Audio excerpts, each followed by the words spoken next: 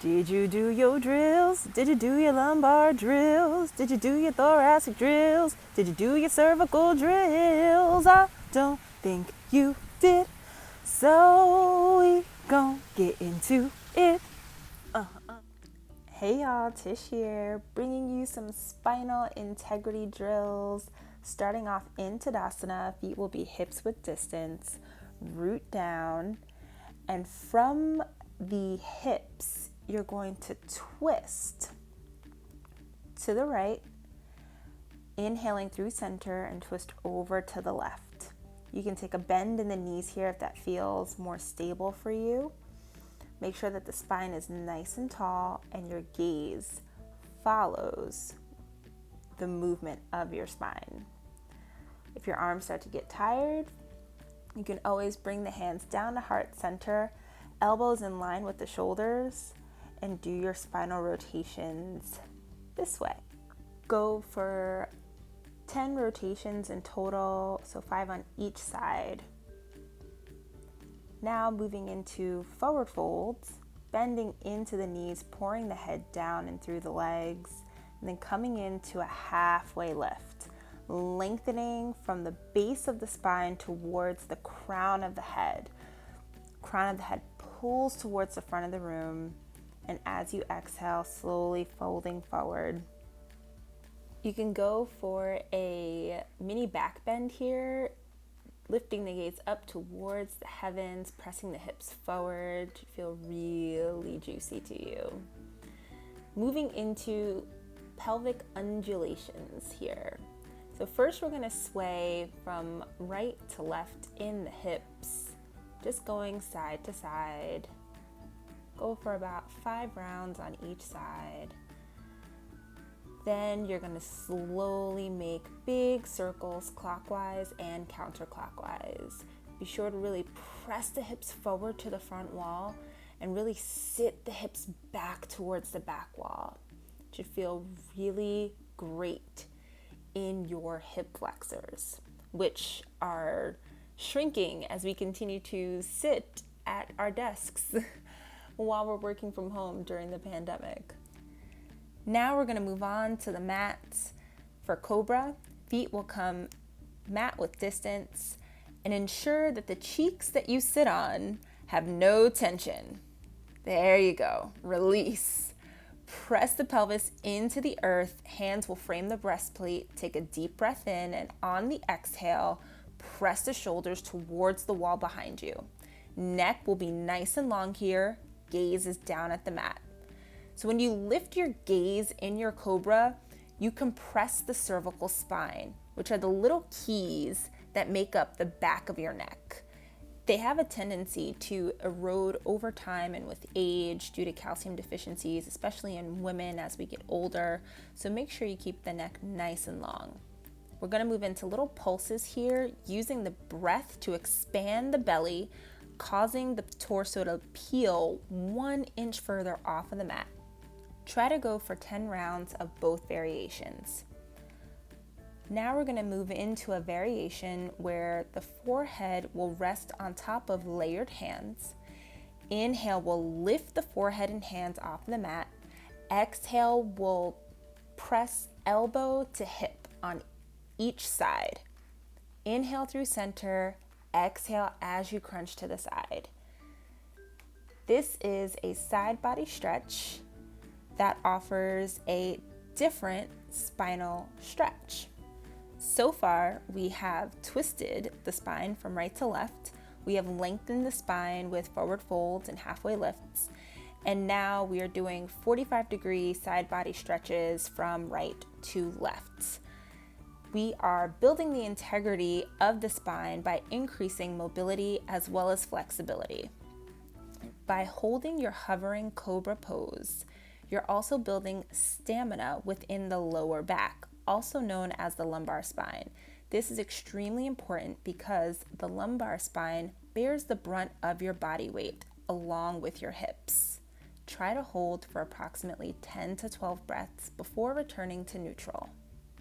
Moving into your downward facing dog, we're going to address thoracic and cervical spinal integrity here. Most people often have a tendency to shrug their shoulders towards their ears in their downward facing dog, like this, compromising the cervical spine as well as your shoulders. Create space between shoulders and ears. This allows for the shoulder blades to pin onto the back body, evenly distributing the weight across your shoulder girdle. For some added fun, we're gonna go for some downward facing dog elbow drops, also known as dolphin pose. So come to your downward facing dog, create that gap between your biceps and your ears, and then slowly bend into the elbows and release them to the mat. The elbow drop down is a great transverse muscular action to help build the stability and strength in your arms in order to do the opposing action, which is coming from the elbows and lengthening through the arms to come back into your downward facing dog. But for now, we're just gonna come up one arm at a time. I love inviting props to my practice. So here we're gonna use a strap to keep our elbows in alignment. That means we're gonna try and make sure that the elbows don't fly out to the side, that they stay hugged in towards the center line. Adjust the strap so that it sits just above your elbow, and then make sure your shoulders are stacked over your elbow, which is stacked over your wrist. Spread your finger pads nice and wide, really grip down into the mat. Adjust your stance. Lift the hips. Press chest towards thighs. Create that gap between ears and shoulders. Gaze between your thumbs, and then slowly on the exhale, release the elbows down. You'll find the tension of the strap actually helps to keep you stabilized as you move the elbows towards the mat. Try to go for 5 to 10 reps.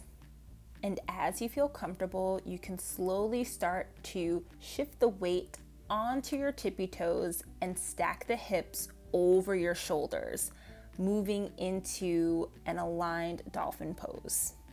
Here's the view from the side. Remember, thoracic and cervical spine integration by creating the gap between ears and biceps, drishti between the thumbs. Slowly exhale as you release the elbows down. Adding in the shifting of weight from the hips over the shoulders and the elbows. Let's see it one more time. Shoulders integrate onto the thoracic spine. Cervical spine is nice and long. Drishti forward. Release the elbows. Beautiful. Now we're going to move into some core stability work. Come into your forearm plank and notice if you're doming out your upper back or integrating the shoulders onto the thoracic spine. Wrists are in line with the shoulders, finger pads are spread wide. Evenly distribute the weight between your fingers. Integrate those shoulders and then slowly tap the hips from right to left, right to left. Your toes will have a tendency to slip here. That's okay. Just readjust them with each tap. Try to go for 15 to 20 taps in total. Here's a sped up view from the side. Notice the shoulder integration. Tap it on out. And remember, with each exhale is when you tap. Inhaling through the center line, exhale as you tap. You're doing great, stick with it. Coming into puppy pose, which will lengthen the spine from all the compression that we just created with our forearm hip taps. Extend the fingertips towards the front of your mat. Sit the hips up nice and tall. Hold your puppy pose for about 5 to 10 breaths. And as you're ready, if you would like to go deeper, you can invite more props to your practice in the form of blocks underneath your forearms. By adding the blocks, you are creating a deeper stretch within your shoulder girdle and your chest wall. The collarbones are spreading apart. The chest and heart is melting towards the mat. In yin, puppy pose is actually called melted heart. Forehead can come down onto the mat. I like to keep my thumbs facing up with my hasta hands in puppy pose, especially when I'm using the blocks.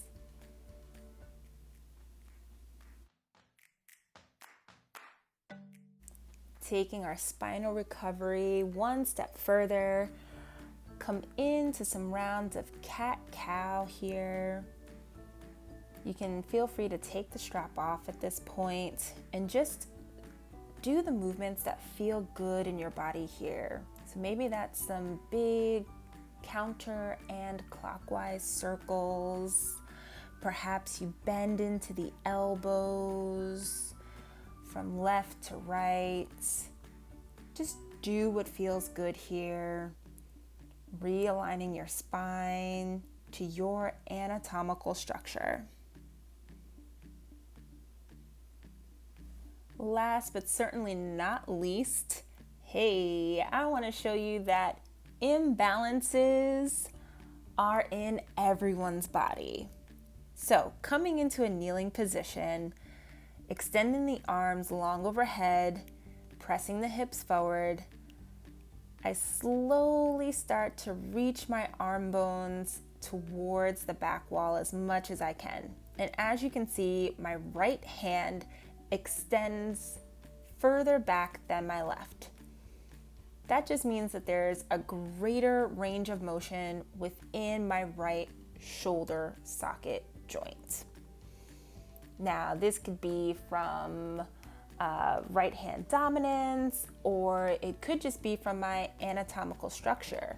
Perhaps my left shoulder socket is tighter than my right, which means that the ball of my upper arm bone is not going to have as great a range of motion on the left side.